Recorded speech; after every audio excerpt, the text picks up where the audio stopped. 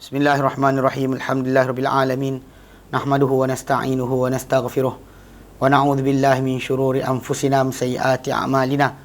May yahdihillahu fala mudhillalah wa man yudlilhu fala hadiyalah. Asyhadu an la ilaha illallah wa asyhadu anna Muhammadan abduhu wa rasuluh. Allahumma salli ala Muhammad wa ala ali Muhammad kama sallaita ala Ibrahim wa ala ali Ibrahim wa barik ala Muhammad wa ala ali Muhammad kama barakta ala Ibrahim wa ala ali Ibrahim fil alamin innaka Hamidum Majid. Rabbi shrah li sadri wa yassir li amri wahlul 'uqdatam min lisani yafqahu qawli, amma ba'. Alhamdulillah, kita bersyukur kepada Allah Taala kepada kita berkumpul lagi. InsyaAllah meneruskan kelas pengajian kita berkenaan dengan fiqh. Dan kita tu dah membincangkan kitab Iqna' fi Halil Alfaz Matan Abi Syuja'. Dan kita sampai itu kepada bahagian berkenaan dengan faslun fi dibaq, berkenaan dengan dibaq. Wajudul maitati tatuhuru bid dibaq, dan kulit-kulit binatang bangkai menjadi suci dengan penyamakan. Kita tunjuk gambar benda yang dikatakan sama. Jadi kita baca sikit, kita penjelasan. Dia kata apa ma yatuhuru bid dibaq, penjelasan apa yang menjadi suci dengan dibarihi, dan apa yang digunakan daripada bekas-bekas, wa ma yang tanak, dan apa yang tak dibenarkan daripada kulit-kulit binatang-binatang yang bangkai. Okey. Kesemuanya, dan dia kata binatang-binatang bangkai ni kesemuanya menjadi suci luar dan dalaman dia. Dia maksud luar dalam tu sebenarnya tahu. Kawasan permukaan luar dan tengah-tengah dia. Tak, dia kulit pasal bukan luar kulit, dalam kulit. Luar dalam dia. Kulit tu kan biasa tebal. Dimaksudkan macam tu. Luar dan dalam dia. Saya maksud baca dalam Bujairimi dia terang macam tu. Bidibaq dengan dibaq. Walau bi ilqa'id dabir alaih, dengan dicampakkan benda yang digunakan untuk menyamak. Dabir ni dimaksudkan macam kulit delima, getah pokok. Nanti kejap saya tunjuk gambar dia. Yang mana kita kata getah pokok tertentu yang digunakan untuk apa ni, maksudnya sama ada dicampakkan kepada dia atau dengan oleh angin contohnya, ataupun dicampakkan kulit itu kepada alat yang apa, benda yang akan menyamaknya, bahan penyamak tadi. Okey, demikian juga demikian juga. Kita kerana sabda baginda sallallahu alaihi wasallam, ayyuma ihabin dubira faqat tahur, mana-mana kulit yang didibak maka dia telah suci. Okay. Dan juga dalam satu riwayat lain, dan itu Sahih Muslim, dalam satu riwayat lain, halla akhastum ihabaha, kenapa kamu tak ambil kulitnya? Pasal Nabi nampak seekor bangkai kambing mati, lepas tu para sahabat tengok je, dan Nabi kata kenapa tak ambil kulit dia. Okey. Dia kata fadabaktumuhu fantafa'tum bih. Kamu dibak dia, kamu samak dia, dan kamu ambil faedah fanafa'at dengannya. Dia kata wazahir, yang maksudkan zahir tu adalah malaqa ad-dabir. Yang zahir tu adalah maksud dia apa yang kena pada permukaan dia, kena dengan apa, dengan bahan penyamak tu. Kalau dalam bahasa Inggeris panggil tanning substance, benda yang kita gunakan untuk menghilangkan lemak. Sama ada di sini atau sinilah, mana kulit tu kawasan yang ada bulu atau kawasan sekian, tak ada masalah. Yang pentingnya masalah dia, yang maksud dia yang itulah dimaksudkan dengan luar. Wal batin, dan dalam dia adalah yang tak kena dengan direct touch dengan bahan-bahan sebut. Ni minggu lepas kita baca ke pening kepala sikit apa maksud dicampak kan. Dabik tu maksud dia bahan yang kita gunakan tu. Kulit delima ke, nanti dia akan terangkan apakah barang yang digunakan untuk dibak. So maksud dia sama ada, dia kata kalau dia kata benda tersebut yang dimaksudkan zahir dengan batin tu, luaran tu adalah kawasan luar, kulit yang sentuh dengan alat bahan yang kita gunakan sama tu. Dalam dia yang tu, yang tak sentuh. Dalam kulit tu. Itu kawasan tak kena, tapi dia jadi bersih sekaligus. Itu maksud dia. Wala farqa fil maitati baina an takuna ma'kulatal lahmi amla, dan tidak ada beza bangkai tadi pada apa yang dimakan dagingnya ataupun tidak. Dan ini bagilah pendapat. Nanti kita bincangkan ke depan sikit. Pasal ada para ulama tak menerima binatang yang tak dimakan dagingnya untuk digunakan sebagai penggunaan.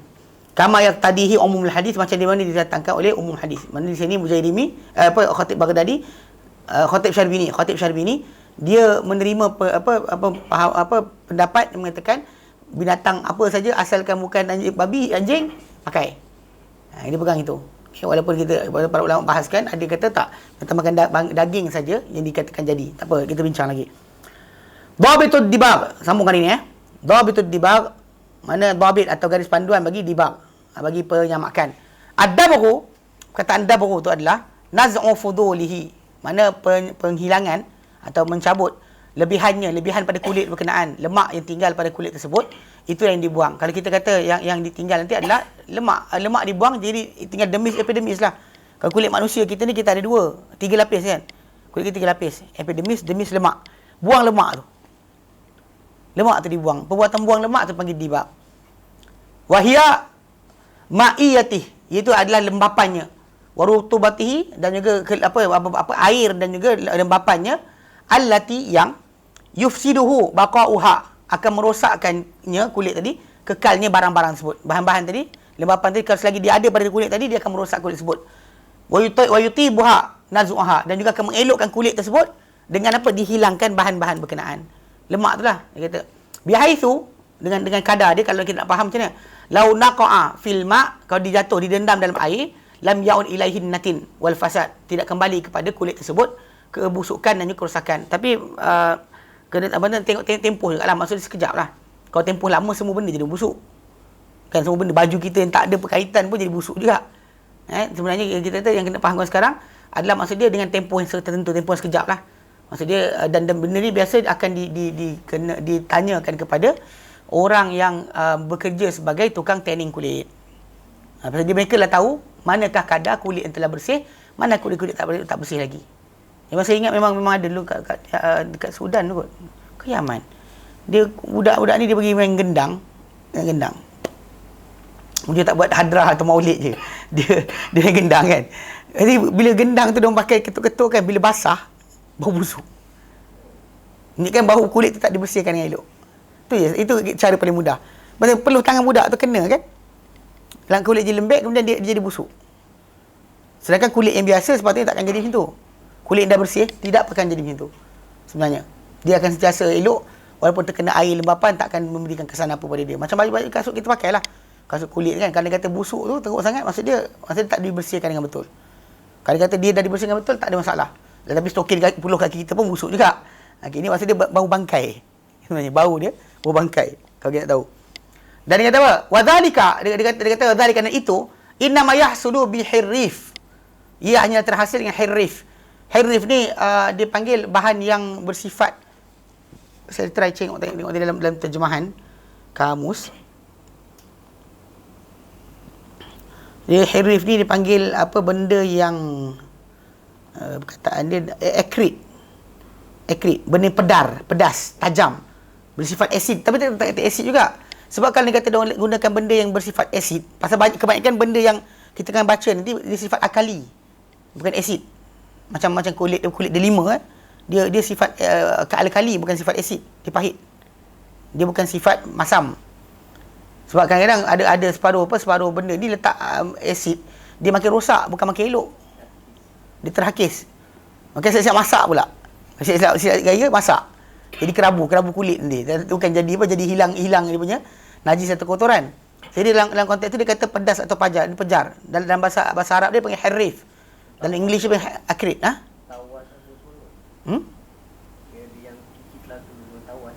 Tawas tak maksudnya dia bahan tadi sendiri bukan tawas saja.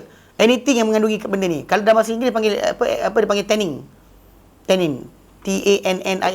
Dia bahan tu kadang-kadang daripada kayu, ada pada sekian. Bahkan benda ni separuh daripada tahi burung. Bahan ni yang sifat dia mengakis tapi bukannya asid. Lebih pada alkali. Dia macam tu. Dia sebut nanti bahan-bahan dia. Dia kata apa? Bikasril ha, dengan dikasrahkan ha hi. Al-muhmalah yang tak bertitik. Wa tasydid ra, dan sabdukan ra, hirrif. Hirrif. Maksud dia yang kita kata dia kata akrid. Benda yang bersifat pedar atau pejas atau pedas. Kalau itu lebih mudah untuk sifat macam tu. Bukan sifatnya kata istilah. Bau akrid. Dia ada kalimah dia akrid. Merengsakan atau memedihkan berkenaan makanan. Istilahnya pedih lah. Okay, right. Kal kirzi. Okay, kirz.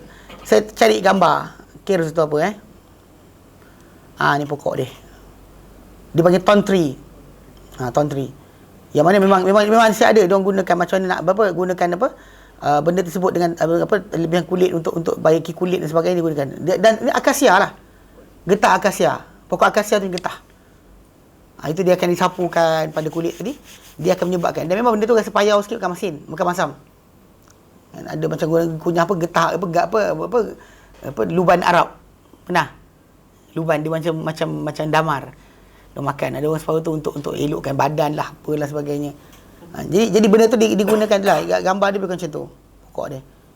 Kalau kita tengok gambar dia kan, dia punya gambar tu macam tu pokok dia. So getah dia akan keluar dari situ dan dia ambil digunakan getah dia lah untuk apa? Untuk menghilangkan banyak benda lah. Tuan Tri. Pokok dia tu.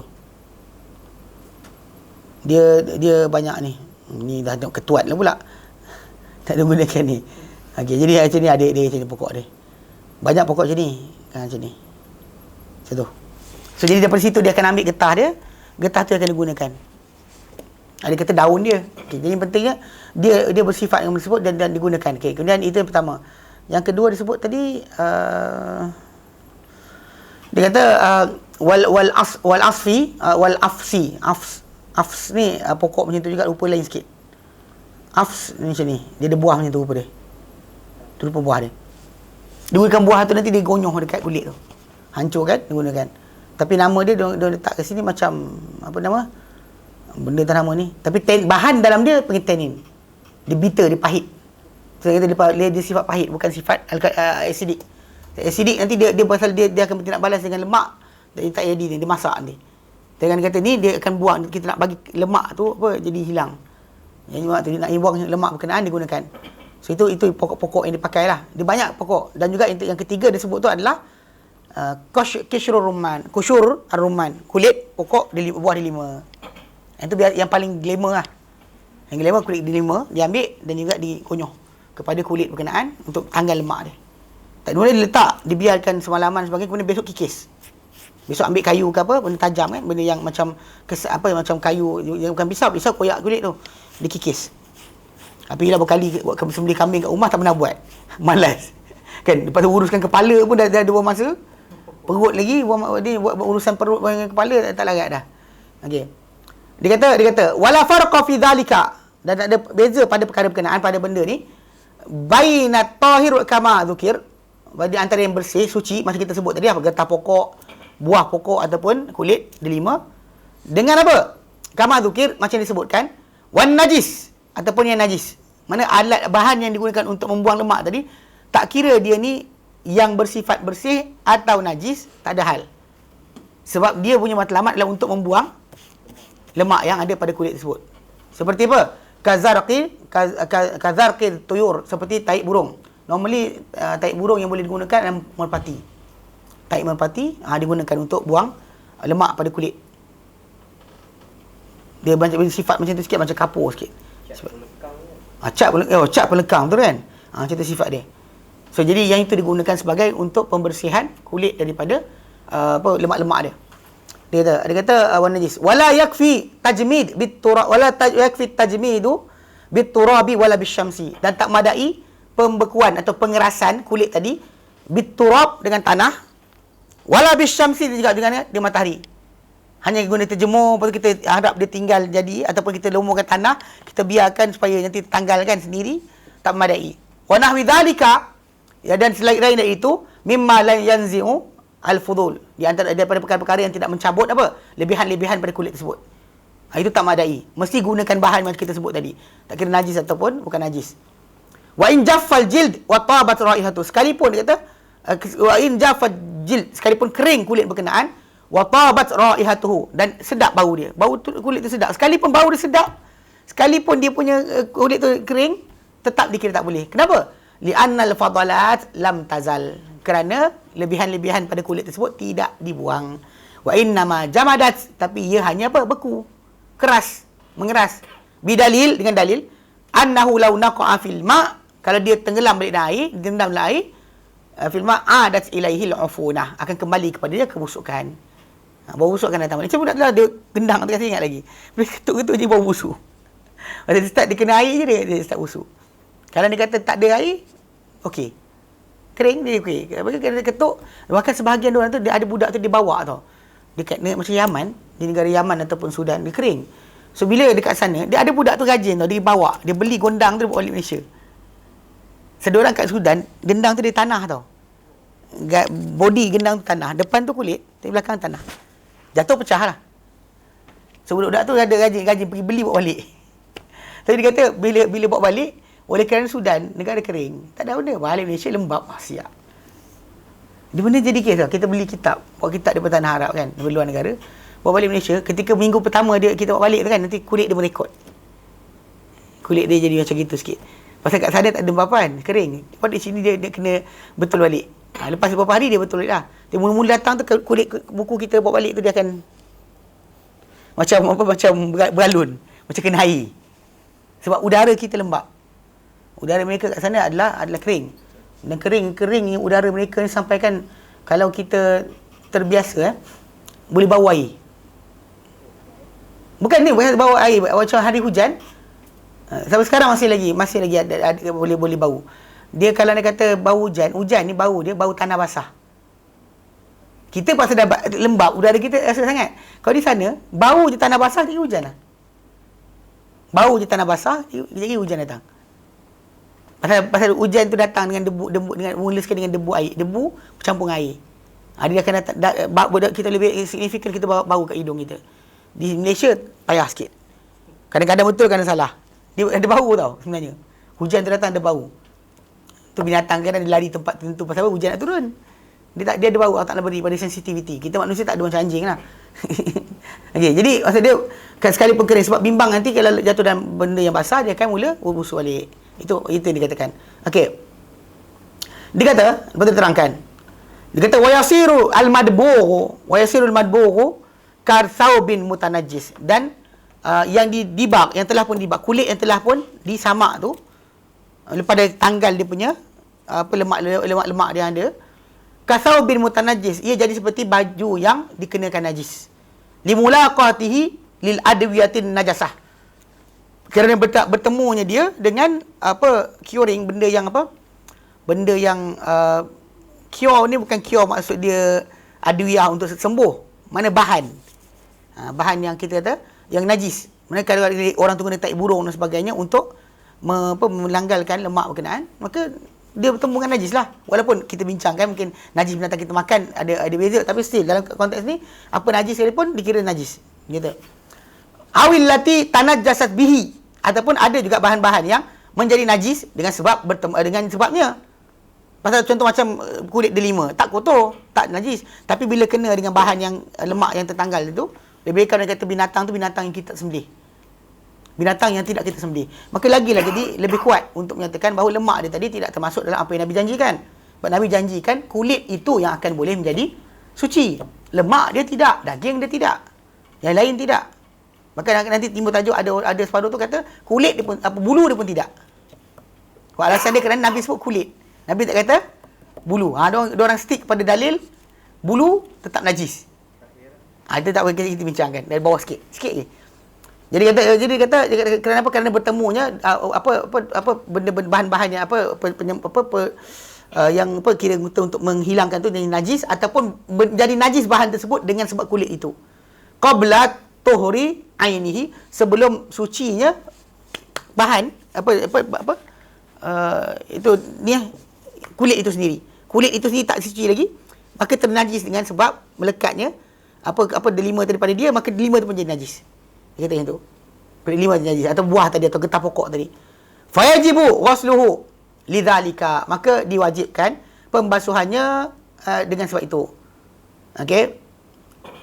Dia kata lau sab'an, dia kata untuk kaki, dia kata lau sab'an biturab. Okey. Kiranya 7 kali dengan tanah jika bahan yang kita gunakan untuk mendibak tadi adalah seperti tai kering anjing dan sebagainya. Itu maksud dia kata kalau sekiranya lah.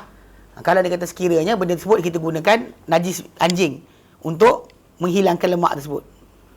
Tak tahulah sanggup ke tidak. Tapi tak tahulah, kadang-kadang kita kata benda macam ni, kerana separuh benda tersebut bukan datang daripada benda yang kita buat, dari pengalaman orang.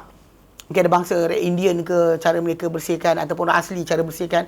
So cara mereka terkadang mungkin masuk ada benda-benda najis yang dipakai ketika pembuangan lemak tersebut. Nak buang lemak tu, gunakan bahan bernajis. Boleh jadi. Dan boleh jadi najis tu mughallazah. Najis yang berat. Seperti anjing lah. Okay? Jadi maksud dia kata kat sini, maka wajib dibasuh kerana itu. Fala yusalli fihi.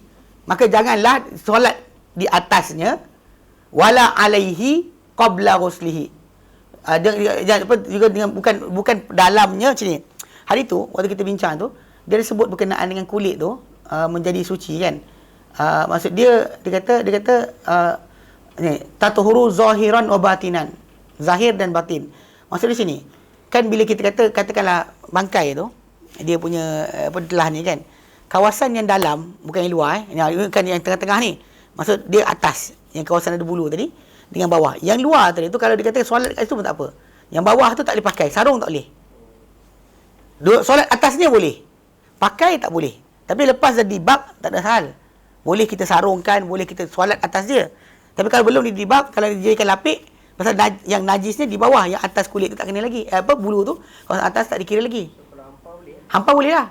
Pendapat mereka. Jadi pasal mereka letakkan pada tajuk masalah kenapa dia kata bila selagi tak dibab, bawah dia masih lagi tak boleh dipakai. Jadi kita kata fala yusalla fihi wala alaihi. Dekat sini dia kata kalau sedah pun dibuat, maka selagi tak dibasuh, kalau dia bersih, lemak dah bersih lah. Tapi tak dibasuh selagi tu, tidak disolat di atasnya, tidak dalamnya, tidak di atasnya. Tak jadikan hamparan, tidak dipakai untuk pakaian. Qabla ghuslihi, sebelum pembasuhannya. Wa yajuzu bai'uhu, tapi dia kata diharuskan untuk penjualannya qablahu, sebelum daripada pembasuhan. Ma'lam yamna' min zalika mani'un, selama mana tidak menyekat daripada itu sebarang penyekat. Yang dimasukkan di sini adalah contoh macam apa dia kata, mungkin ada bulu yang ada pada tu, yang ada najis terdekat sebagainya, yang tak hilang. Kita kata tak dibasuh lagi, tapi benda tu menahan najis, dia kata. Jadi maksudnya seolah orang tu bagi jual najis. So dia kata yang tu tak boleh, kena hilangkan dahulu.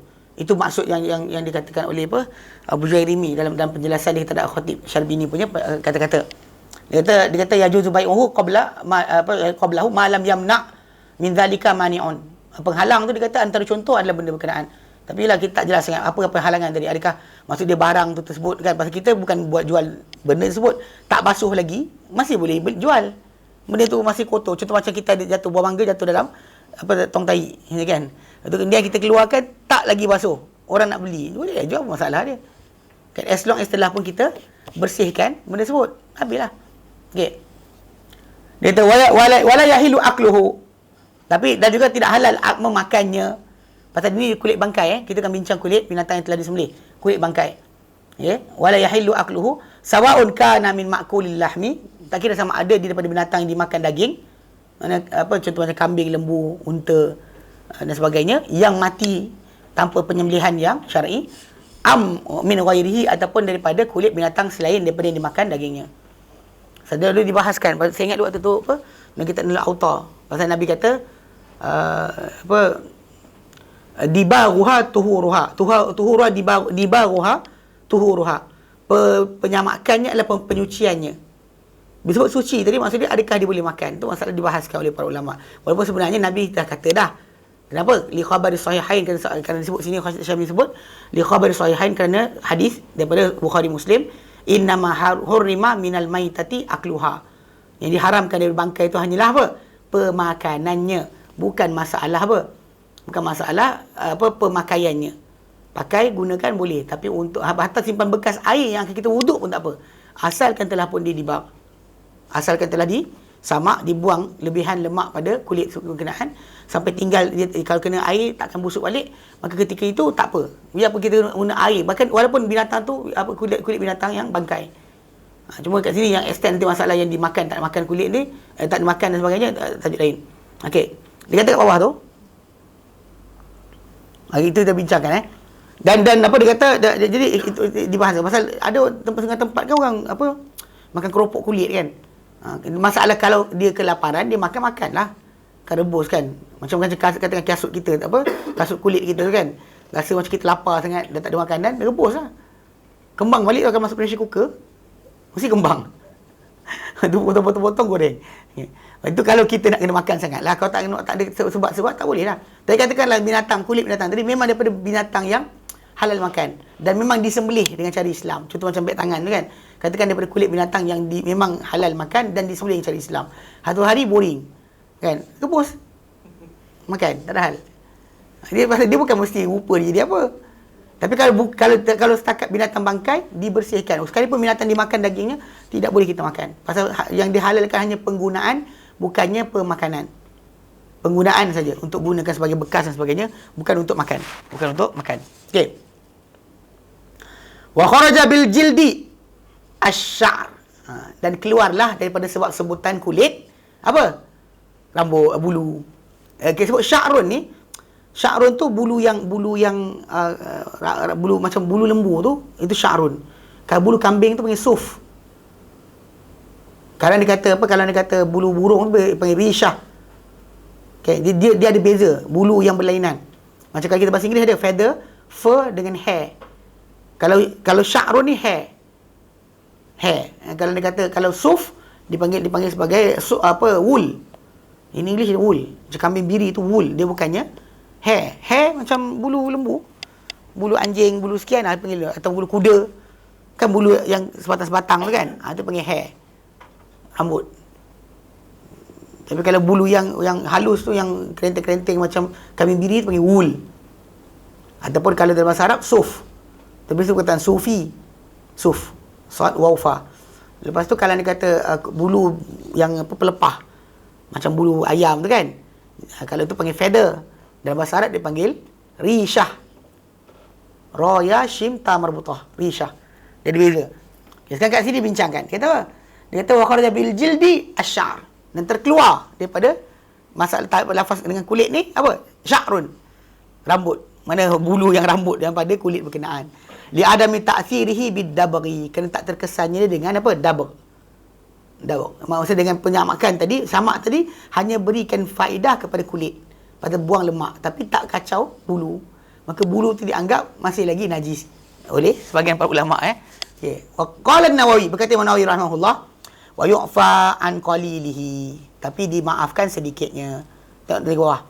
Fahuwa, maka dia kulit tu kata najisun ma'fu anhu, dia ada najis yang dimaafkan terhadapnya. Khilafan, dia bercanggahan liman qala tahirun taba'an lil jildi, bagi orang-orang yang berpendapat bahawa ia adalah suci ikut kulit. Mana kulit itu dibersihkan, maka bulu dapat masuk sekali lah. Ini satu pendapat yang ini sebenarnya yang banyak para ulama mutaakhirin fatwakan. Tapi ulama zaman dahulu banyak fatwakan tidak. Kadang-kadang ada separuh fatwa tu dah terlama sangat, dia tak dicek balik semula. Ada orang tu kan macam kes bulu kucing kan. Ada orang semayang kalau bulu kucing ada solai, maka anda solat tak sah. Menggelabah orang beli kucing satu rumah. Air liur kucing kadang bekas pun tak najis, apa bulu dia najis pula. Pelik betul. Memang kita boleh elakkan. Pasal Nabi naik ke keldai, contohnya naik keldai atau baral, Nabi tak sibuk lepas tu. Sedangkan binatang tu haram makan, kan? Boleh pakai tapi bukan halal makan. Keldai, tapi Nabi taklah sibuk macam kan. Memang payah kalau naik binatang tu dengan pakaian, memang akan melekatlah bulu dia sikit pada pakaian kita. Confirm akan dekat. Dia umum baluar satu benda. Tapi masalah kita kata nak define bahawa dia masih najis tu amat payah. Sebab kita bukan sengaja cari bulu tu lekat kat badan kita, pasal dia memang keluar masuk rumah kita. Macam tengok masalah bulu tadi tu dengan kulit tadi. Kalau dia kata dia masih kekal kan, kenapa nak kena kikis? Itu tajuk dia, tapi dibahas kat sini. Dia kata apa? Dia kata kaddanil khamr, seperti macam buih arak, dia kata. Lil farqi fa inal qawla bi taharati danil khamr li darurati id laula al hukma bi taharati. Kerana kalau dikata macam sisi arak, macam buih dia ke apa tertinggal, bila orang buat cuka, kan masih tertinggal, mesti tinggal sikit. Takkan kita kata tu, kalau haram maka cuka macam mana nak suci? Sampai kiamat tak suci cuka tu, dia takkan boleh dimakan. Faham tak? Pasal bila dah arak jadi cuka, sebenarnya alkohol dia ada lagi. Orang kita duk gatal kata haram kena alkohol. Sebenarnya arak itu kan haram sebab dia ada alkohol. Arak itu haram sebab dia arak. Mana disengaja dibuat untuk mabukkan diri, maka dia jadi arak. Adapun apa-apa benda yang ada alkohol belum lagi dikira arak ataupun belum dijadikan najis. Sebab dia bukan arak, dia bukan melalui proses penampaian yang sama. Lagi macam kita minyak wangi dan sebagainya kan. Mana alkohol yang ada daripada minyak wangi itu adalah daripada industrial alkohol, bukan daripada proses penampaian beras atau buah-buahan. Yang itu mahal gila tu alkohol macam tu. Ini alkohol nak kita dapat dengan jumlah kuantiti yang banyak. Dapat petroleum. Kan, itu tak ada kaitan pun dengan masalah alkohol yang petroleum tu minum mampus. Dia minum tu mati terus. Tak ada mabuk mati terus. Itu sebab kenapa benda tadi bukan nak boleh makan dalam mulut. So ada orang dia salah faham, dia kata pasal out of not anything. Daripada awal lagi kita kena kata arak itu bukan haram sebab alkohol. Sebab alkohol ni ada pada semua benda. Cuma kadar banyak sikit ke. Orang makan tapai ada alkohol. Makan buah durian rasa macam gas sikit kan. Ada alkohol. Macam-macam buah pelam kan, makan kan manis kan. Kita belah kan. Rasa macam sikit gas kan. Ada alkohol. Tapi bukan kita makan untuk mabuk. Itu tajuk dia. Pasal arak ni mesti benda yang di-intend untuk mabuk. Itu baru dia makan arak. Adapun yang bukan tu bukan, tak dinamakan arak. Tak dinamakan sebagai arak. Pakai alkohol tadi yang dilap ke basuh bahkan macam luka kan. Basuh dengan alkohol. Tak boleh semayang pasal apa ada kena tadi. Itu alkohol bukan datang daripada arak, bukan curah whisky atau brandy dekat tangan. Banyak orang salah faham. Pasal salah faham ni tadi kadang-kadang macam ni lah tajuk berkenaan dengan tajuk fatwa ni, dia perlu di-revise balik. Macam semalam ke siapa edarkan, dia kata dakwat sotong tu dia baca fatwa tahun 75 ke 70 apa di Terengganu, mana fatwa kata dakwat sotong tu adalah darah sotong dan dia adalah najis. Kerana kalau dibiarkan lama dia akan busuk. Semua benda biar lama busuk. Kan lembu kita sembelih bagus pun dia akan lama busuk juga. Bukan sebab dia ni. Dan darah ikan bukan sama macam darah binatang lain. Pasal dia bangkai. From the start dia bangkai. Dia bukan ada binatang sembelihan kau nak tumpah darah macam mana. Pelik betul. Tak apalah. Tapi itu pun tajuk fatwa tu lagi. Kawan saya tunjuk semalam. Dong copy paste kan. Saya ada orang pasal kalau pergi ke Tawau contohnya kan.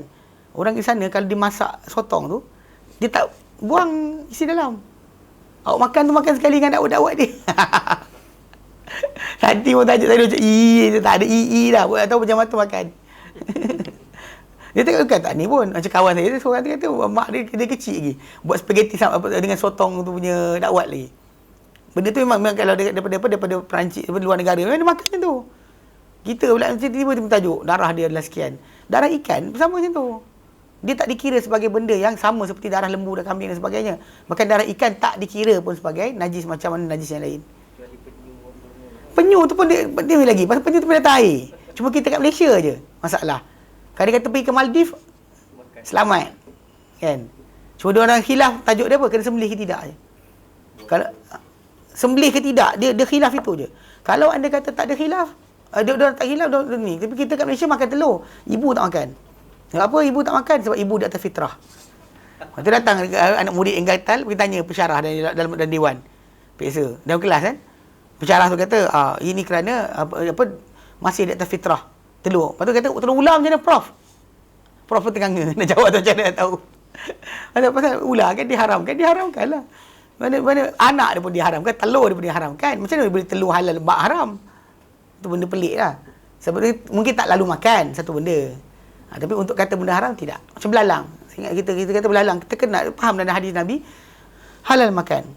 Dan benda ni kadang-kadang ada orang kata belalang ini belalang. Ada kata belalang juta yang datang dengan banyaknya ketika mana dekat kawasan padang pasir. Dia yang datang banyak macam ribut. Saya ingat dulu guru saya dekat Yaman, Syekh Amir Hussein. Dia cerita dia sampai ke Yaman. Orang Yaman budak-budak main bola. Tiba-tiba belalang tu datang, dia tangkap, maka kunyah depan dia. Tu dulu share kau nak. Aku tak haramkan tapi aku tak lalu. Dia kata. Tak lalu je. Pasal orang Syria tak makan benda tu. Tak ada benda yang macam dari segi daerah kan, tak lalu makan. Itu je. Untuk kata benda tu haram, perlukan nas. Pasal dalam masalah asal, pada makanan dia adalah benda tu mubah. Semuanya adalah asalnya adalah harus. Kecuali datang dalil mengatakan dia haram. Ini pasal masalah benda pemakanan. Makan apa dia nak. Selagi tak mudarat dan sebagainya, makan. Selagi bukan masuk benda yang tak, lagi disembelih dengan cara halal, bukan ni makan. Okey. Dia kata pasal jadi dia kata macam arak kan. Jadi ada kata apa jadi dia kata arak ni dia kata campur kan ada cuka. Jadi terpaksalah dihalalkan dia kata. Tapi tidak ada kemestian kepada bersihnya rambut dia kata. Yang pihak yang kata rambut tu najis. Kerana boleh untuk dihilangkan. Kerana hanyalah diambil faedah daripada apa? Dia kata kulit tersebut bukan daripada arah bulu dia. Kulit tu yang dalaman tu yang kita nak pakai, bulu dia tak ada pun tak apa dia kata. Okey. Dia kata begini. Ada pun yang banyak, dia kata maka tak dilepaskan, tak dimaafkan terhadapnya sedikit pada segi asal di atas pendapat muktamad. Muktamad tu maksudnya apa yang dinyatakan oleh Imam Nawawi dan Imam Ar-Rafi'i. Okey, kamu begitu telah memilih As-Subki, Imam As-Subki mengikut pada nas dan juga menghimpunkan di antara apa pendapat ulama-ulama pengikut dalam mazhab Syafi'i, dia kata bersuci. Dia kata suci bulu berkenaan sekalipun banyak. Dan dia kata ini tidak syak lagi padanya di sisiku, dan inilah yang aku rasakan dan aku fatwakan dengannya. Dan dengan pendapat ini telah berkata Imam Abu Hanifah rahimahullah. So bukan macam bulu tu kan, macam dekat pergi IKEA, tak IKEA. Dia kadang dia ada yang bulu kambing tu kan, kulit kambing betul ada bulu atas. Ada yang kata sintetiknya ada. Kalau bukan sintetik punya pun dia adalah halal. Tak pasal dia ikut sekali dengan bulu kulit tersebut. Itu pendapat. Tapi kalau muktamad dalam mazhab Syafi'i tidak. Dia tengok kat sini dalam konteks ini, para ulama mazhab Syafi'i sendiri pun ada dalam muktamad pun langgar lagi. Syekh Subki kan, dia masih lagi berfatwa dengan di opposite apa yang keluar daripada muktamad daripada Imam Nawawi juga Imam Rafi'i. So, tak ada tajuk lah. Dengan sebab itu jangan kita pening kepala. Kadang kata orang tu, tak ikut mazhab Syafi'i. Mana yang ikut pendapat mana satu? Kan muktamad ke, masyhur ke, rajih ke, marjuh ke, mana satu? Qadim ke, jadid ke? Kena faham. Jangan kita rasa terusnya orang tak ikut kita tak mazhab Syafi'i. Itu bagi yang belajar lah. Yang tak belajar, yang tak kira mazhab Syafi'i pun. Lepas tu ikut mazhab mufti je. Okey. Jadi maksudnya Imam Nawawi mengatakan dimaafkan bagi yang sedikit. Tapi bawah tu kita bincangkan ada para ulama mazhab Syafi'i sendiri dan ramai di kalangan mereka mengatakan tak, bulu tu ikut sekali. Bulu tu ikut sekali. Pasal kadang dia ada guna juga untuk memasnaskan badan sebagainya. Selain kulit tu sendiri pun dia ni juga bahkan menjadi perhiasan pun ni juga. Dia lap kaki kan, kalau kosong je tak sedap juga, kalau ada bulu dia lap kaki je tak. Itu contoh je lah. Okay. Macam mana? Jumpa pendapat boleh? Boleh. Tapi yang muktamad tidak. Kena faham itu. Illal jild. Okey, dia kata nama kita disebut dia kata illa jildal kalbi wal khinzir. Okey, kecuali kulit babi dan juga anjing. Ini tak berlaku kepadanya apa yang kita bincang tentang dibak tadi. Fala yathuruhu dabru qat'an. Maka takkan membersihkannya dabru secara pasti. Tapi nama kita apa? Namun gitu dia kata kat waktu yang taradahu ba'dhum bi anna al-khinzir la jilda lahu wa sya'ruhu fi lahmihi. Dia kata ada para ulama menentang fatwa ni atas alasan dia kata babi ni tak ada kulit untuknya. Dan dia kata dan bulu dia tu dalam daging dia. Dia kata dan alaihi fadhikruhu li bayin hukmi law kana wakila dia kata nau'an ahduhuma lahu jil. Tapi ada yang disebut dekat sini kenapa disebut babi? Kerana dia ada binatang babi yang ada kulit. Wallahu alam. Tapi pentingnya bukanlah menjadi asas. Cuma macam kita kata ada setengah para ulama memang mengatakan bahawa yang haram hanya makan. So dia apply yang haram hanya makan tapi pakai boleh. Timbul tajuk kat sini. Yang saya betul terang saya kata saya tolaklah. Dan saya kata kalau anda kata para sahabat Nabi meninggalkan penggunaan kulit binatang buas. Ini ada Bukhari. Tinggal binatang buas pun mereka tinggal. Kita ikut akidah para sahabat, warak mereka pun ikut jugalah. Pasal di antara perkara ni macam kulit babi ni menjadi syiar kepada orang bukan Islam pemakaiannya. Dia macam prestige. Kulit babi. Rupanya kulit babi dia kata keras. Saya ingat dulu saya bawa capal ke Sudan tu. Kan? Melayu. Pergi negara orang pun dia cakap capal lagi. Sekali capal tu cabut dapat kasut dan sebagainya, dia nak jahit. Saya pergi dekat budak Afrika yang tukang jahit depan universiti tu mesti ada repair kasut. Dan repair kasut cantik lah dia buat. Jadi bila dia buat kan, dia repair, dia cucuk-cucuk, dia kata, keras ni kulit babi ke? Saya tu bukanlah kulit lembu lah. Ini kulit babi kot. Tak ada lah, dia kata, mana kulit babi lah, dia kata. Pasal dia kata keras. So dia keras dengan kulit babi. Memang kulit babi ni tough. Dia kata tahan lama, tahan. Dengan sebab itu kadang-kadang ada orang sibuk nak pakai kulit babi. Sebenarnya babi tak diperlukan macam tu. Ada orang kata babi ni diperlukan untuk penghapusan sampah dan sebagainya. Itu masalah penggunaan lain tak bimbang. Masalah penggunaan lain yang macam ni. Even saya dengar sebahagian di kalangan syekh-syekh di luar negara yang banyak bercakap bahasa Inggeris kan, dia kata babi, bila tanya pada dia babi kenapa diwujudkan, tu dia jawab apa? Dia kata babi ni valve jantung dia sama besar dengan manusia punya. So boleh ganti. Ada orang tanya saya, dia kata macam boleh.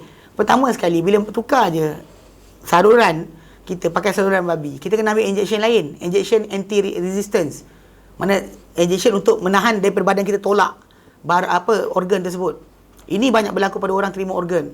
Ni kenapa banyak para ulama yang di tanah Arab dulu, doktor-doktor menekankan kata bagus organ. Tapi yang syekh-syekh ni macam Saleh Fauzan lain tak nak terima. Alasan dia kenapa? Banyak tu dah antara dia ni lah. Dia kata sebenarnya kalau dari segi penerimaan organ kan, macam organ bila kita letak, bukan babi tau, manusia pun kalau kita ambil, dia badan kita tak boleh terima, dia kita cucuk, bila kita cucuk apa benda masuk badan, dia badan kita akan automatik, dia akan jadi bengkak, bernanah, pecah. Dia sistem automatik untuk buang. Dia tak ada benda asing boleh masuk badan kita. Badan kita dia bagi masa berapa jam? 4 jam kot. Lepas benda tak keluar, dia akan serang. Dan bila serangan tu berlaku tu yang kita demam lah, sakit badan dan sebagainya. Tapi dia, maksud dia itu kerja badan kita. So bila kita letak valve, saluran daripada babi atau daripada orang lain contoh kan, dia badan kita tak kenal. Dia kenal DNA kita je. Dia tak buat pinggang lain pun dia akan reject, dia akan tendang. Dengan sebab itu orang yang ambil anggota tubuh badan orang lain, dia tak hidup lama. So dia akan kena ambil anti-rejection. Dan bila dia ambil anti-rejection tadi, secara tak langsung dia menyebabkan, kalau lebih kalau bukan adik-beradik. Bukan adik-beradik. Kalau adik-beradik tu DNA hampir-hampir sama. Kan? 99% akan hampir. Atau mak bapak dengan anak akan hampir-hampir. Tapi kalau yang lain, dia akan masalah. Sebab badan kita tak akan terima. Sebab genetik lain. So badan kita paksa inject dengan, atau ambil makanan, pil, anti-rejection. Benda ni menyebabkan, kalau benda asing masuk badan kita, tak buang.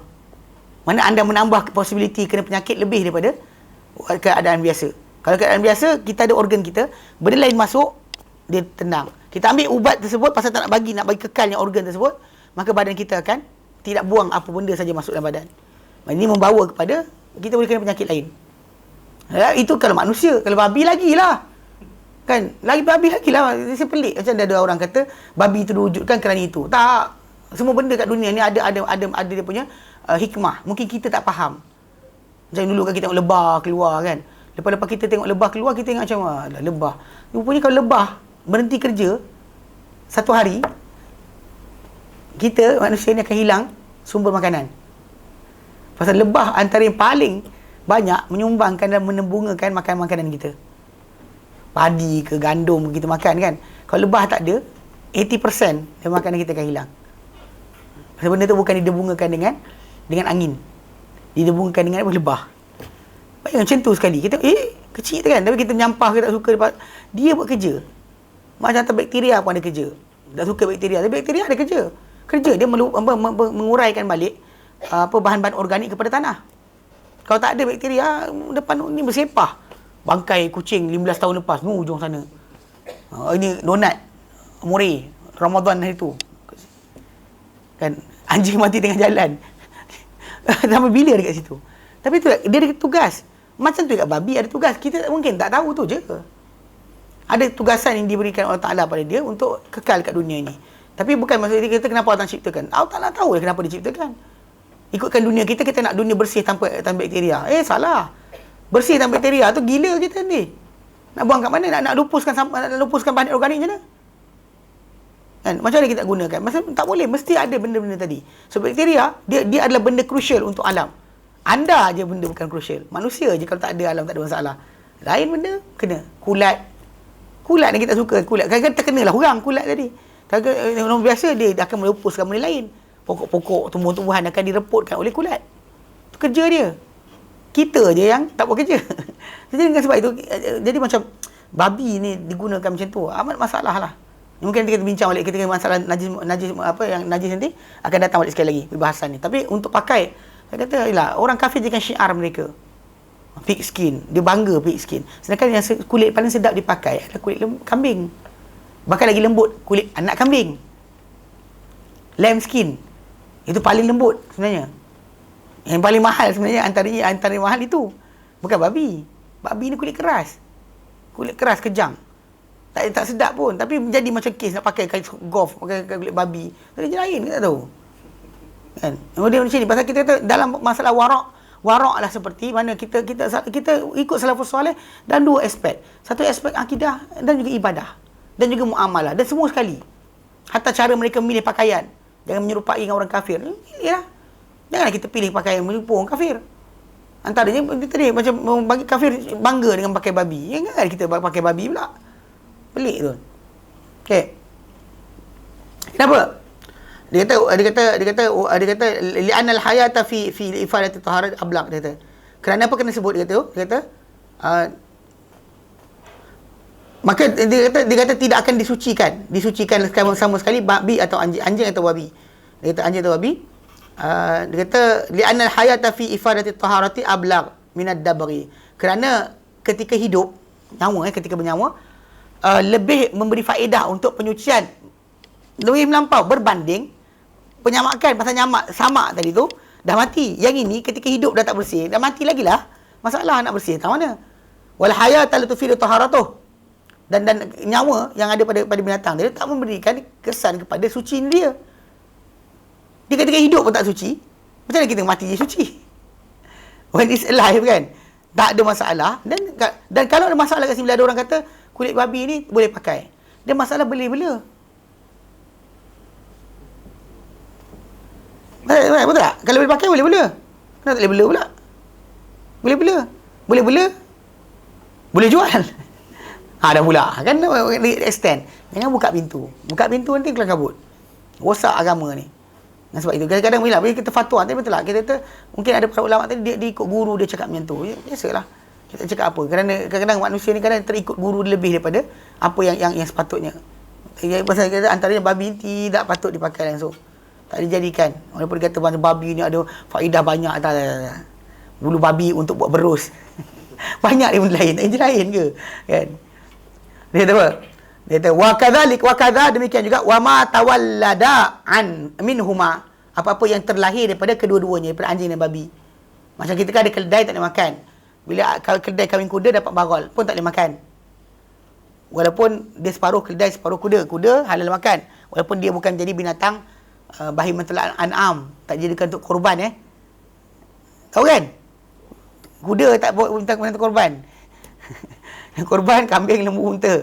Tak ada korban. Ayam tidak, angsa tidak. Biar besar angsa tu besar rumah saja pun takkan dijadikan sebagai sembelihan korban. Atau zirapah ke, tak ada. Tu bahimatul an'am. Faham tak? Tu kena check balik. Saya ingat lawak tu siapa?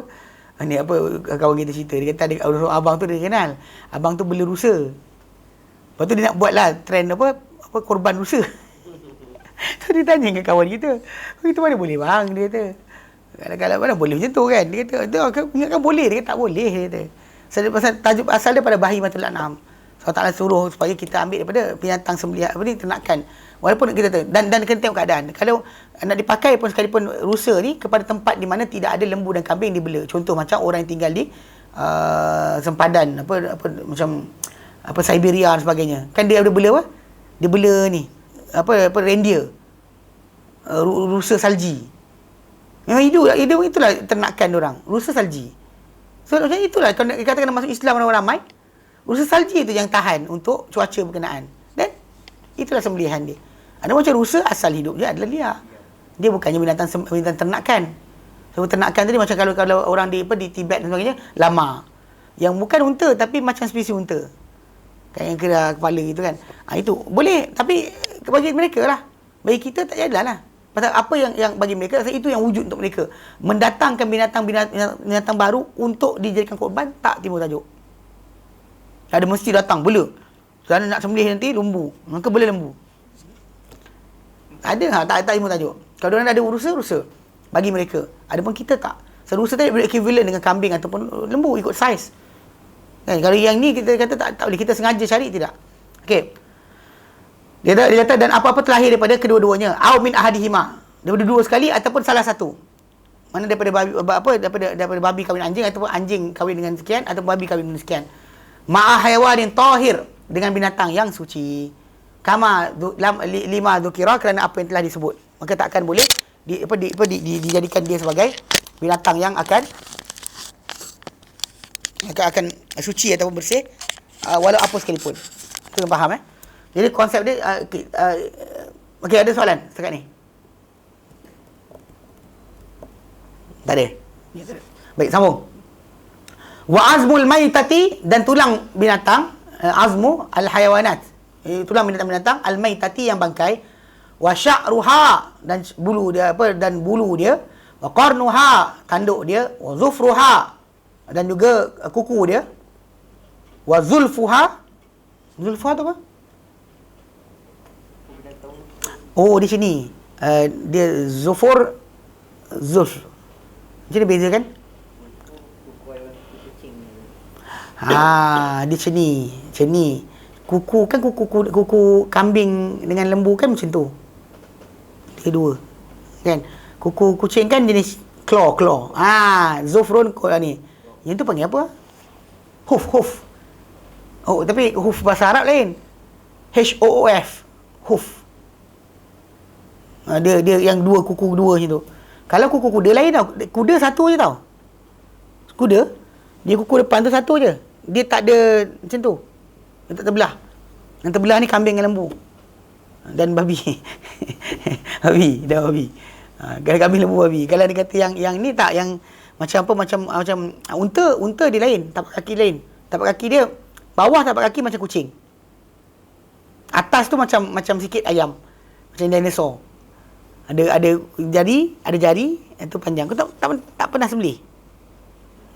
Tengok nampak kan. Tapi tapak bawah tu dia lembut. So dia pijak pasir tak tenggelam. Dia macam terapung, macam pakai stokin. Itu panggil khuf. Khuf.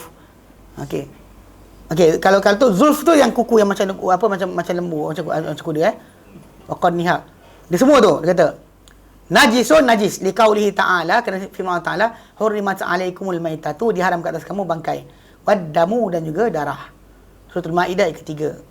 Tapi dalam konteks ni ada timbul tajuk dengan para sahabat Nabi dahulu menggunakan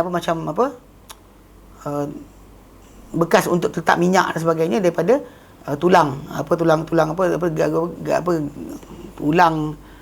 binatang, bukan macam gading gajah, sikat dia gunakan gading, sikat digunakan daripada gading gajah dan sebagainya.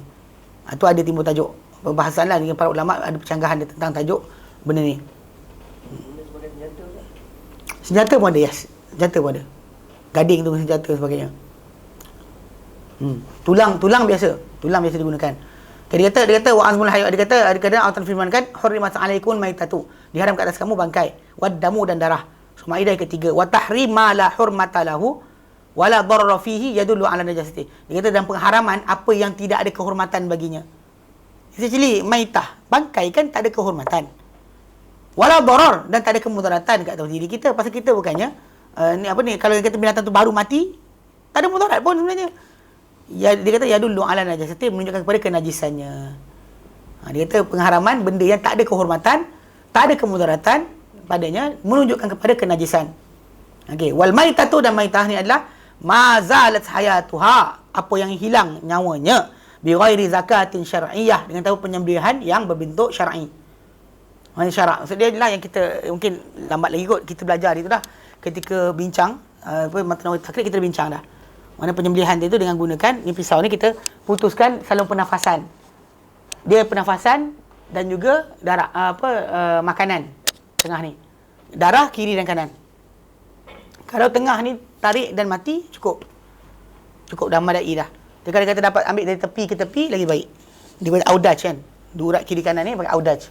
Yang tengah ni saluran yang panggil tempat pernafasan dan juga makanan dia. Cukup dah. Putuskan dua tu dah cukup. Tapi kalau kata dapat sampai tepi, 4 benda lagi baik. 1, 2, 3, 4. Kiri kanan. Dan kita sebut tu bahawa kalau unta dipanggil nahar, disembelih di pangkal. Unta kok pendek payah cerita. Unta badan, ni kat sini sembelih. Bawah ni panggil nahar. Kalau sembelih lembu, kita sembelih kat sini. Ni kepala dia kan. Sembelih sini.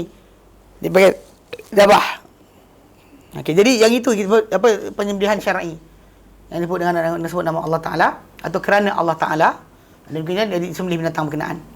Dengan sebab itu jadi binatang itu dipanggil binatang yang telah disembelih.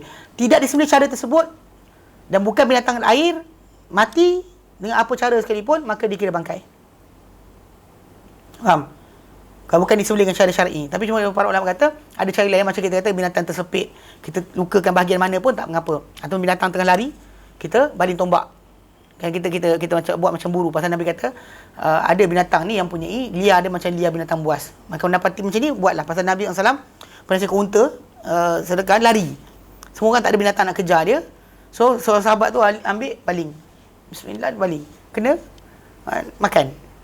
Tak makan. So maksudnya tidaklah mesti kena pegang jatuh. Allah, bismillah, Allahu akbar, tak ada. Kalau dapat baringkan. Kalau tidak, memadai dengan kita air cara tadilah. Okay, kalau dia kata yang kita sepit mana-mana kawasan kita lukakan sampai dia mati, kalau binatang tu pun macam lari kita ni, kalau kita boleh jatuhkan, kita sembelih macam itulah. Sama ada nahar atau zabah. Itu yang syar'i. Ini bagi binatang ke binatang air. Binatang air tidak ada untuknya sebarang penyembelihan. Anjing buruan. Pelepasan, kita lepas anjing buruan tadi, itu masuk. Tapi syarat kita lepaskan bismillah, dia apa dia ni? Itu termasuk dalam perkara yang menghalalkan untuk kita makan. Yang kita ajarkan. Tapi yang tak kita ajar tak boleh. Kalau anjing buruan tadi tu jenis kadang-kadang tangkap untuk dia, kadang-kadang kalau dia makan, tak boleh kita makan. So dia mungkin tangkap untuk diri sendiri. Itu dalam hadis Nabi SAW. Bahkan Nabi kata kalau engkau tengok dia, kalau dia tak makan, kamu ambil. Kalau kau potong, kamu makan. Kalau tidak, kau jangan makan. Kalau dia makan, binatang dia tangkap tadi, jangan makan. Sebab dia makan untuk diri sendiri. Mungkin dia tangkap untuk diri sendiri. Pada binatang anjing buruan tadi, dia dengar cakap. Pergi.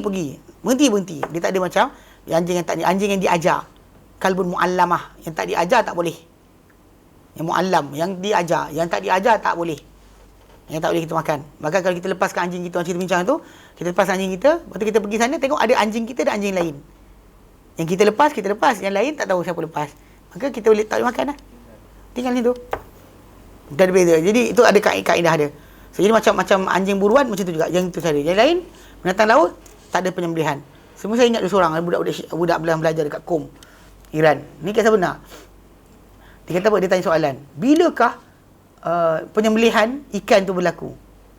Budak ni pun pergilah jawab. Ketika campak tu bismillah. Ketika kalau yang tangkap Cina. Ya, dia timbul tajuk kat Cina. Dia tak mula tu tak sini. Tak dia cakap yang tu. Dia kata ketika ni banyak orang cakap ni last sekali dia kata ketika air ikan tu keluar daripada air ketika dia sembelih. Ikan tu keluar daripada air, kepala lepas je, tu dia sembelih. Kan tak logik. Kalau Cina tangkap, sembelih apa benda? Kan? Lepas tu ada seorang abang tu kata, sembelih apa benda je kan bangkai. Benda bangkai tak kira siapa tangkap. Tak kira baca bismillah ke tidak, maka semua sekali halal makan. Itu sebab kenapa tak timbul tajuk darah sotong sebagainya. Okey. Dia kata apa? Dia kata okey.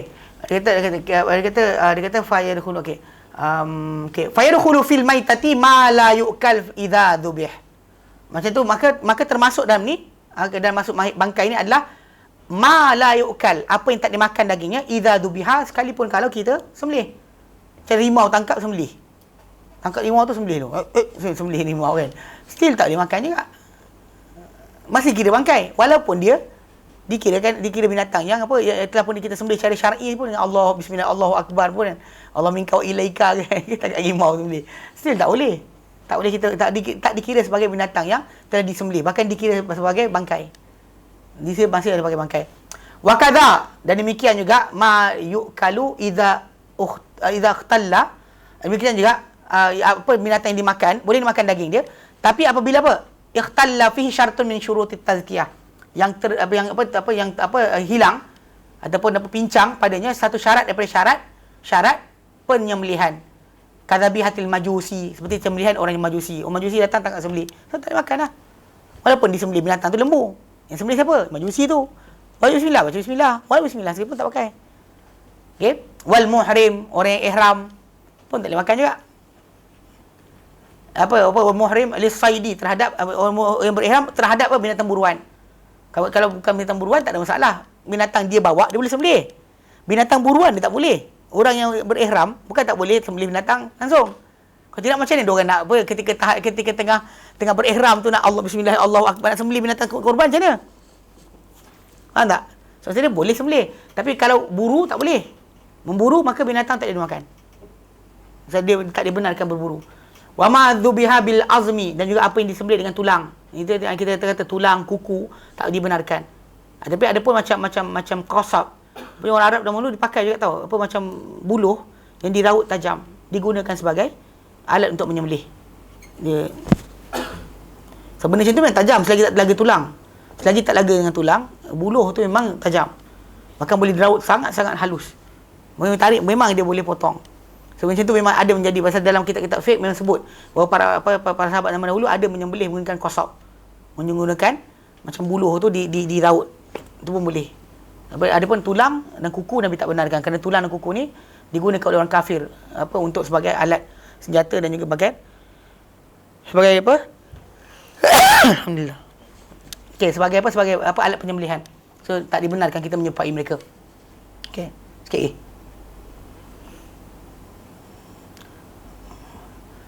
Okey, faslun. Fasal Dia kata al-qaulu fi ma quti'a min hayyin. Pendapat berkenaan apa yang dipotong daripada binatang yang hidup. Dia kata dalam hadis Nabi, dia kata ma quti'a min hayyin atau min bahimatin wa hiya hayyah fa hiya maitah. Apa-apa dipotong dari binatang yang hidup, binatang ketika dia hidup maka dia adalah bangkai. Okey. Dia kata al-juz'ul munfasilu, bahagian yang terputus minal hayyi, daripada binatang yang hidup, adalah kamaitatin, ia sama seperti bangkai. Zalikal hayy, bagi binatang yang hidup itu. Contoh macam kalau kita tangkap lembu, potong kaki lembu tu adalah bangkai lembu. Tak boleh kita makan. In kana tahiran fatahirun, jika dia adalah bersih, sucilah binatang tu. Kalau kita binatang suci, sucilah. Wa in kana najisun fa najis, kalau dia najis lah, sama. Okey, li khabari, kan sabda baginda SAW. Maksudnya kalau dia terputus, kita nak ambil kulit dia, boleh lah. Kan kulit kan, kita ambil kulit, bila kaki lembu kena potong. Ini pasal berjadi kes dekat area Felda tu, cerita biasa berlaku. Dekat hari raya, orang datang curi lembu. Curi lembu tu, yang kes baru ni ada seorang kawan saya tunjuk apa, dalam kereta tu ada lembu, orang yang tak ada. Lembu 2 ekor. Maksudnya dia buat lari tapi tak apa, ketakutan benda, tinggalkan kereta. Lembu tu kereta masuk parit. Dia tengok dalam kereta tu kan orang, lembu. Okay, tapi yang itu yang agak ambil seekor lembu tu, ni lagilah. Ada yang separuh tu jahat. Dia nak ambil seekor lembu tak larat. Dia pergi tangkap lembu tu, dia potong kaki je. Jual peha tu. Kadang ada satu macam petua. Orang kata kalau dah pergi pasar nak beli lembu kalau orang tu beli, ada kepala, ada kaki, ada benda, ambil. Kalau kata ada kaki je, jangan beli. Takut dia pergi ambil kaki, dia jual daripada itu. Wallahu alam. Ni kita kata memang kita kata possibility tu besar. Seorang nak duit cepat, tak nak beli lembu seekor, memang tak ada lah. So dia cari kaki, dia potong kaki lembu, tinggalkan lembu tu macam tu je. Berdarah lembu tu. Ini benda salah. Pasal benda macam ni kita kata apa dipotong tadi tu, kulit dia tadi boleh kita nak dibak, tapi daging tu adalah bangkai, tak boleh dimakan. Tak boleh makan. Dia kata apa dia kata li khabari, kan hadis bagi Nabi sallam, ma quti amin hayyin, apa dipotong daripada sesuatu yang hidup, fahuwa kamaitatihi, ia seperti bangkainya. Rawahul Hakim wa sahahu ala syarti syaikhain, diriwayatkan oleh Hakim dan sahihkan atas syarat Bukhari Muslim. Fal munfasilu minal adami awis samaki awil jarak tahir. Adapun yang putus daripada manusia atau ikan atau belalang, maka dia suci. So benda ni pasal kita manusia, kita tak sembelih. Kerana manusia ni suci, bersih. Okey. Wa min ghairiha najis. Tapi apa yang lain daripada manusia ni, dan selain daripada 3 kita sebut ni, najis. Illa sya'r, kecuali bulu. Au suf. Suf ataupun suf. Ataupun rishah tadi, kita sebut rishah tadi kan. Mana dia kata bulu tadi, kecuali bulu atau bulu tadi hair lah, rambut, atau bulu pelepah, atau wabr, bulu yang bulu unta. Dia bulu unta lain sikit. Okey. Al-ma'kul, maka yang dimakan, fatahirun bil ijma', maka dia suci ikut ijma'. Mana dia secara ijma' dia ada suci. Walau natafa minha au in tatafa, sekalipun ada dia kata kalau sekiranya dicabut daripada binatang tersebut ataupun tercabut daripada dia, maka tak ada masalah. Kerana benda ni Allah firman dalam Quran dan surah An-Nahl 80, Allah nyatakan wa min aswafiha, dan daripada bulu-bulu dia, wa aubariha, dan bulu yang bentuk macam bulu unta tu, wa ash'ariha, dan bulu macam lembu tu, wa asasan, sebagai pekakas, wa mata'an, dan kesenangan atau kegunaan, ilahin, sehingga tempoh tertentu. Dan kita tahu bahawa benda-benda berkenaan kadang-kadang diambil dari binatang tadi tanpa penyembelihan. Macam bulu kambing, tak ada perlu sembelih kambing tersebut, dipotong, tak mengapa. Ada pun bahagian yang lain, jangan, kuku dia ke dan sebagainya. Wahwa, dan dia mahmulun ala ma ukhidha ba'da tazkiyah. Dan dia kata ini dibawa pengertian ini kepada apa yang diambil sesudah penyembelihan. Au fil hayah, ataupun pada kehidup, ala ma wal ma'hud, di atas bentuk yang kebiasaan biasa dibuat. Macam kambing biri kan, orang akan buang bulu dia setahun sekali. Maka macam dah terbiasa dipakai, maka tak ada masalah dibuat. Walau syakka kena fi ma dzukir. Dia kata dan kalaulah kita ragu-ragu terhadap apa yang disebut tadi. Hal infasala min tahirin aw najis. Nampak bulu ni? Bulu ni bulu binatang yang suci ke binatang najis? Kata hakamna bi taharatihi, kita hukum dengan kesucian dia. Li'anal aslat taharati. Kerana al-asla at-taharatu. Kerana asal adalah kesucian, bukannya kenajisan. Okey. Wa syakka kena fi najasa, yang kita ragu-ragu dia masalah dia najis ke tidak. Wal aslu adamiha, dan asalnya adalah tiada. Bi khilafi ma law ra'ayna qita'atan lahmin. Ini bercanggahan, ini opposite Kalau kita nampak sepotong daging. Wa syakka kena hal hiya min mudkatin aw la. Kita ragu-ragu, daging ni daripada binatang yang disembelih ke tidak? Dekat sini dia kata, disembelih ke tidak? Dia kata li'anal asla adami tazkiyah, kerana asal pada kambing daging seketul tadi tidak disembelih, kecuali kita dah pastikan dia disembelih. Dengan sebab itu kita tak tengok daging kambing ni, kita kata tak apalah, disembelih kot. Jangan. Macam barang yang orang bila tengok pergi ke negara barat, pergi makan suka hati kat kedai. Alasan apa? Darurat. Padahal dia tengok burger tu, dia meleleh liur. Kawan dia makan, nak makan juga. Benda tadi kita tak perlu kan pun, bukan. Tak ni beli kambing ayam seko kat pasar tu, sembelih sendiri lah, sibuk sangat. Kan nak makan ayam tak reti kan. Sibuk sangat kadang-kadang. Dia kadang nak juga, nak makan juga. Kalau nak makan juga macam mana? Kita tak makan, mati ke saya kata. Bukan, dia nak makan juga. Kalau saya nak makan juga macam mana? Kalau terlampau inginkan sangat makan ayam, aku tu pahal. Kita boleh tak pergi makan aja. Tutup mata dah makan. Ada lah macam tu. Saya katalah apa hadis Nabi yang Nabi sebut berkenaan dengan para sahabat Nabi yang apa rasa ragu-ragu pasal tak tahu yang sembelih siapa sebagainya. Tapi keadaan mereka ketika tu yang tinggal di negara kafir tadi, yang mereka tak ada peluang langsung untuk makan yang lain. Dan bahkan yang ada kat situ ada apa? Ahli kitab. So ahli kitab, makanan mereka, penyembelihan mereka adalah sah. Sedangkan dalam zaman kita sekarang ni banyak kita tahu bahawa apa kaedah-kaedah pemakanan yang ada, dia tak buat macam mana ahli kitab buat dah lagi. Yang betul-betul jaga kosher aja, yang Yahudi. Yang apa Kristian tak jaga dah. Lama dah tak jaga, lama dah dilanggar, habis. Babi pemakan dan sebagainya, pergi kita nak samakan dia dengan orang Yahudi, tak sama. Okay? Tak boleh samakan. Okey, dia kata apa? Wa sya'ru ala adwin muban najis. Idza kana al-adu najisan tab'an lahu. Okey, dia kata dan apa bulu rambut pada adwun muban. Muban tu apa ni? Kita nak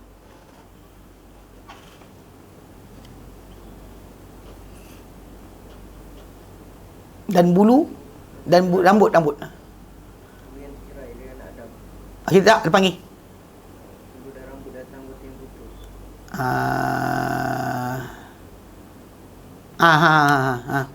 Apa tu sebelum tu dan bulu terpusat pada Adam. Okey, betul lah. Okey, baik. Betul. Dia kata dan apa, dan kata bulu, rambut atau bulu yang ada pada anggota yang terputus. Anggota terpotong, tertinggal macam tu. Ia adalah najis. Idza kana al-adu najisan, jika sekiranya anggota binatang tu adalah najis, tab'an lahu, ikut pada asal dia lah. Dia kata wa sya'ru, dan bulu al-munfasil min al-adami, dan bulu atau rambut yang terpisah daripada apa adami, anak Adam, sawa'un infasala minhu, yang sama ada terpisah pada dia fi hal hayatihi, pada ketika hidupnya, au ba'da mautihi, atau sudah matinya, tahirun, ia adalah suci. Liqaulihi sallallahu alaihi kerana firman Allah Taala dalam Quran surah Isra ayat 70, walaqad karramna bani Adam, manusia kami telah muliakan anak Adam. Tak disamakan kita dengan binatang lain. Dan bahkan dalil ini juga digunakan untuk haramnya kita makan manusia walaupun kita lapar. Tak boleh, tak disamakan. Kalau makan apa babi boleh, manusia boleh tak? Tak disamakan. Okey. Cannibal tak boleh, Malaysia tak boleh. Wa qadiyatu takrim, dan juga dan tajuk pemuliaan tadi, alla yuhkam bi najasatihi bil maut, bahawa tak dihukumkan manusia tadi jadi najis automatik dengan kematian dia. Wa sawa'ul muslimu wa ghairuhu, tak kira sama ada wa sawa'ul muslimun aw ghairuhu, al muslimu wa ghairuhu, sawa'ul muslimi wa ghairihi, sama saja seorang muslim ataupun yang lain. Apapun kafir sikit pun sama, kira tidaklah najis jasad dia. Okey. Kalau kerja lendir itu tadi ceritalah macam darah dia dan sebagainya, ya. Adapun dia punya rambut dan sebagainya tidak. Wa amma qauluhu ta'ala, adapun firman Allah Taala dalam Quran surah At-Taubah ayat 28, innamal musyrikuuna najasun, sebenarnya orang musyrik tu adalah mereka ni najis. Fal murad bin najasati, yang dimaksudkan najis adalah i'tiqad, kepercayaan mereka. Okey? Au ijtinabihim kan najisi la najasatil abdan, ataupun jauhi mereka seperti najis, bukanlah najis badan. Pasal kita jauhi pasal disekat mereka masuk tanah haram. Itu je. ayat tu datang, lepas tu fala yakrul masjidil haram ba'da amim hadha. Jangan mereka mendekati masjid haram sesudah tahun mereka ini. Selepas tahun penaklukan Makkah, tak dibenarkan orang kafir masuk lagi. Tahun berikutnya tak dibenarkan lah. Maka start dari itu. Pasal ada juga orang yang beriman kata, kalau itu habislah kita punya sumber makanan dan sebagainya. Allah Ta'ala jawab, wa in khiftum ailatan, kalau kamu bimbang jadi miskin, fasawfa yughnikumullahu min fadlihi insya'a. Maka Allah Ta'ala akan kaya kamu daripada kelebihannya jika dia keinginkan. So, maksudnya kalau kita rasa tertekan, negara rasa takut hilang makanan dan sebagainya, Allah Ta'ala maha kaya. Kadang kita takutkan manusia lebih daripada takut Allah Ta'ala, sampai sekarang Allah Ta'ala hinakan kita berkali-kali. Benda macam ni, salah baik. Okey, baik, berhenti situ. Wallahu a'lam. Jadi kita bincang wa tahillu maitatus samaki wal jarad, dan halal bangkai ikan dan juga belalang. Wallahu a'lam. Okey. Ada soalan? Tak ada. Oh, baru warna birah Asal dulu warna hijau, dapat buku dah. Alhamdulillah. Okey, wallahu a'lam. Sallallahu ala sayyidina Muhammad. Alhamdulillahirabbil alamin. Alhamdulillah anta astaghfiruka wa atubu ilaik. Assalamualaikum warahmatullahi wabarakatuh.